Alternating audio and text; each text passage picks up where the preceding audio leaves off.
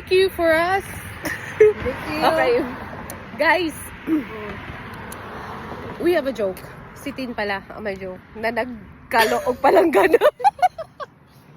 I got told the Planggana girl. Okay, anong joke? You know what?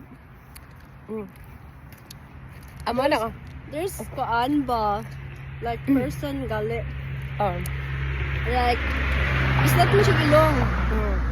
And then, Pislat in Tagalog is pango. pango, okay. And then, he asked God like, God, why are you so unfair? Like my friend, they have this like pointed nose. Pag humahangin, gumagalaw. Sakin mo lang galaw. Okay. Sakin mo lang galaw. And then when nakita niya yung ano tayo to? Nakita niya yung beauty ng creation.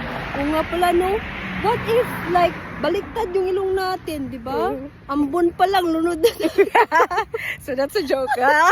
Adi mo to joke good. Okay. Hindi nga, ambon pa lang lunod tayo baliktad. O, di ba? O di ba? Ayaw din magbiklabos yung ilong. Be Mura siya. thankful. Yes, lesson learned. Anong lesson learned doon? Kailangan, be contented. Right. Katulad. Embrace your nose. Okay, Alali.